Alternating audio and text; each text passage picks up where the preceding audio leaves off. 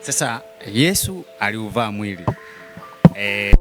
Baada ya Yesu kufufuka akawatokea wanafunzi wake na then akasema nitawachia msaidizi ambaye ni Roho Mtakatifu. Sasa wakati anazungumza anasema kuna utatu mtakatifu. Wakristo ambao mnasema kuna Baba, Mwana na Roho Mtakatifu.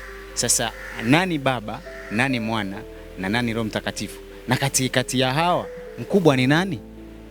Alafu Yesu mwenyewe hapo wewe unapopasema akasema hivi, mimi na Baba tu umoja, yani ni kitu kimoja. Jaribu kuwaza tu, wewe mwanadamu hapo wewe hapo ulivyo una mwili, una roho na una nafsi. Sasa nikikuuliza kwa mfano wewe unaitwa nani? Unaitwa Jackson.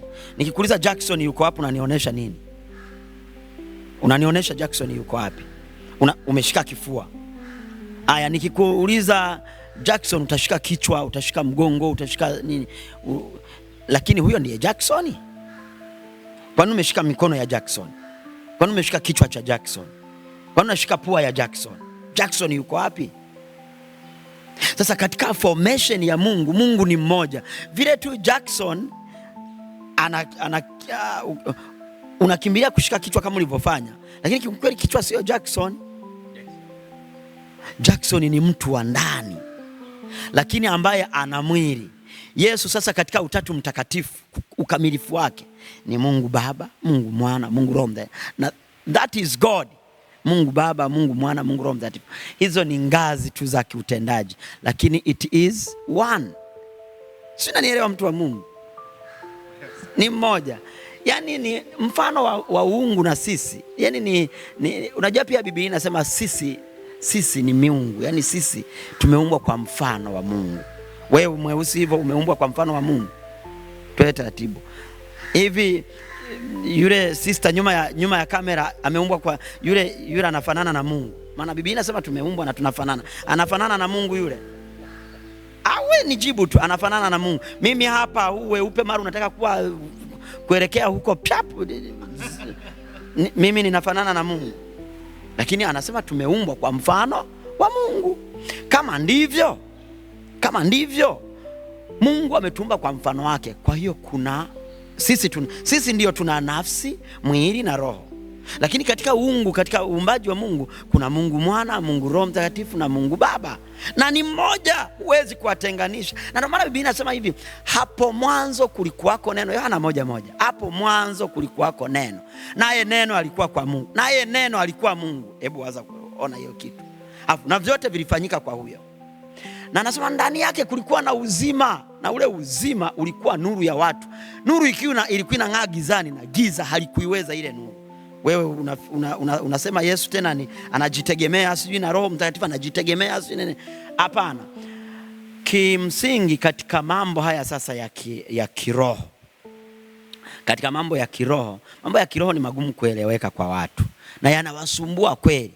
Na mimi ambacho ningewashauri watu wote waokoke, wampokee Yesu kuwa Bwana na Mwokozi wa maisha. Ukimpokea Yesu kuna namna akili inafunguka pap. Biblia inasema wale wanafunzi waliokuwa pamoja na Yesu hata kabla ya mateso pale, walipokuwa wako naye hawakuwahi kuelewa mpaka alipowafunulia akili zao, ili wakafunguliwa akili zao wapate kuyaelewa na maandiko. Maana yake siku zote walikuwa hawayaelewi. Biblia inasema neno la Mungu ni taa ya miguu yako na mwanga wa njia. Ukishaokoka ukampokea Yesu kaanza kujifunza neno, utaanza kumuelewa. Yaani hapo ndo unawashangaa akili inafunguka pap. Kumbe this is God I'm believing. Huyu ndiye Mungu ninayemwamini. Unaanza kumuelewa sasa Yesu. Tumalizie kabisa. Kuadhimisha kuteswa kwa Yesu Kristo na kufufuka kwa Yesu Kristo. Maana yake ni nini? Pata sura gani kwa Mkristo au kwa mwanadamu yeyote? Asante. Kuadhimisha au adhimisho la Yesu kufa na kufufuka inabeba mambo makubwa kiroho, lakini kwa ujumla inabeba kitu kinaitwa wokovu, salvation. Kutolewa kwenye utumwa wa dhambi, kutoka kwenye utumwa wa dhambi kwenda kwenye uhuru. Yesu akawaambia wanafunzi na Wayahudi waliokuwa wanamwamini, akasema mkikaa katika neno langu mtakuwa wanafunzi wangu, nanyi mtaifahamu kweli nayo kweli itawaweka huru, nanyi mtakuwa huru kweli kweli. Maana yake unajua ni nini? Maana yake ni kwamba baada ya kifo cha Yesu msalabani, tukimfuata kwa neno lake tunakuwa huru kweli kweli. Sasa unakuta leo mtu yuko huru kwenye eneo la masomo, ni msomi lakini anateseka ndoa. Huyo hayuko huru sasa kweli kweli. Yuko huru ila hayuko huru kweli kweli. Sasa nia na dhamira ya Yesu Kristo ni kuwatoa watu kwenye utumwa wa kukosa uhuru. Watu wanakosa uhuru, lakini nia ya Yesu kufa msalabani ni kuwaokoa watu, ulimwengu na dhambi zao. Watu wote wanaruhusiwa kuokolewa katika Yesu Kristo, maana alishawafia msalabani. Na ndio maana mtu anaposema ninaokoka, it's not something simple. No, that's not a cheap talk we say. Ni kitu strong. Mtu anaposema naokoka, nampokea Yesu, anampokea Yesu aliyekubali kuvaa mwili akateswa, alafu anaenda kanisani yuko nusu uchi.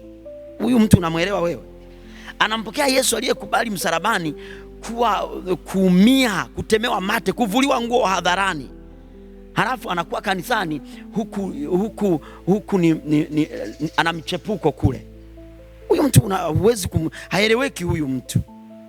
Kwa hiyo Yesu kufa kwake msalabani kuna tafsiri ya neno wokovu. Wokovu ni kutolewa katika utumwa wa dhambi, kutoka katika mateso ya adui, kuburuzwa na shetani kupitia nguvu ya dhambi. Kwa hiyo, lakini pia haishii hapo. Wokovu ni pamoja na kuwekwa huru, mbali na kuonewa na chochote kile, magonjwa, umaskini, mateso ya kila namna. Ndio maana kwenye Isaya 53 mstari wa 4 na 5 anasema hivi: alijeruhiwa kwa makosa yetu, alichubuliwa kwa maovu yetu, adhabu ya sisi kupata amani ilikuwa juu ya Yesu, na kwa kupigwa kwake sisi tumepona. Maana yake sisi hapa tumepona sio tu engo moja, ndio ile tumekuwa huru kweli kweli. Tumekuwa huru mbali na magonjwa.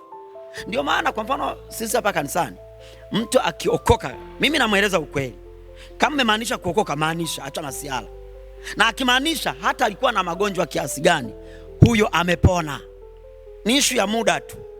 Si Yesu alikufa msalabani akayabeba yote? Kwa nini wewe ukae unaumwa? Kwa nini wewe ukae na umaskini?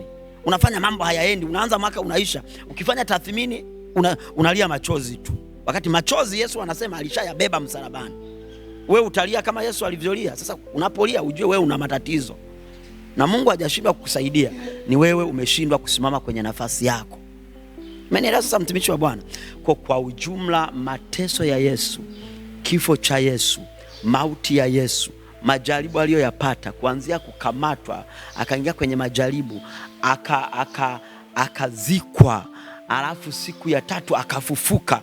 Kufufuka kwa Yesu kuna maanisha ushindi mkubwa dhidi ya yote hayo niliyotaja.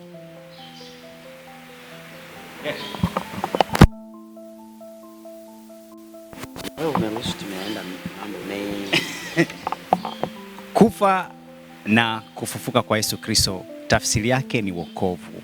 Nadhani umesikia vizuri sana. Kwa hiyo tutumie nafasi hii kurudi kwake Mwenyezi Mungu according kutokana na maandiko kutoka katika neno la Mungu ambavyo mtumishi wa Mungu ameweza kutuambia. Mchungaji, tumia nafasi hii kumkaribisha mtu kwa ajili ya Pasaka. Pengine hapa kutakuwa na ubwabwa au umeandaa kitu gani kama kanisa? Kwanza mtu apate kujua mimi naitwa mchungaji Yabes Adam Kasasila.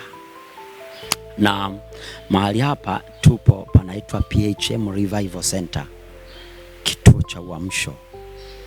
Na sisi inapofika nyakati kama hizi ni nyakati za kucelebrate, sio nyakati za kuhuzunika. Huwezi kutukuta sisi tunalia hapa. Na sasa tumeandaa semina, tumeianza jana Jumatano, ambapo tulikuwa tunajaribu kufanya mapitio ya wiki ya mateso, inaitwa Passion Week. Wiki ya mateso, kithiolojia tunaita the Passion Week. Wiki ambayo inatoa taswira ya ukombozi mzima wa mwanadamu kutoka kwenye dhambi. So tunakuwa na semina. Jana tumefanya semina, leo tuna semina, kesho semina, na tunahitimisha Jumapili. Sisi tunapohitimisha semina, kwa mfano wiki hii Jumapili tunakuwa na msosi kabisa tumeandaa hapa kanisani. Tunapiga menu yetu, na baada ya menu gari inakuja hapa inapakia watu, tunaenda beach this week. Yaani Jumapili hii tunavyoadhimisha, sisi tunaadhimisha Bwana, tunajua kazi iliyofanyika msalabani. Kwa tutakuwa beach mtoko, na watu wote vijana, wanawake kwa wanaume, sote ni mtoko. Kwa hiyo Jumapili sisi ni ya kula na kunywa. Tunaanzia kanisani, lakini kwenye neno la Bwana kusherehekea kufufuka kwa Yesu Kristo. Na sio Yesu anafufuka wiki hii. Yeye alishaga kufa akafufuka. Ila wiki hii tunasherehekea, tunaadhimisha kufufuka kwake. Yes. Asante sana, umekuwa na mimi. Na mimi nichukue nafasi hii kumkaribisha Jacqueline, mtaalamu wa video. Karibu katika madhabahu hii uweze kupata chakula, lakini pia uende kusherehekea kufufuka kwake Kristo pale beach. Uungane na kanisa hili Jacqueline, na kualika. Mimi ni Jackson Wilson na nyuma ya kamera ni Jacqueline. Asante sana mchungaji. Asante. Karibu tena. Shukrani sana.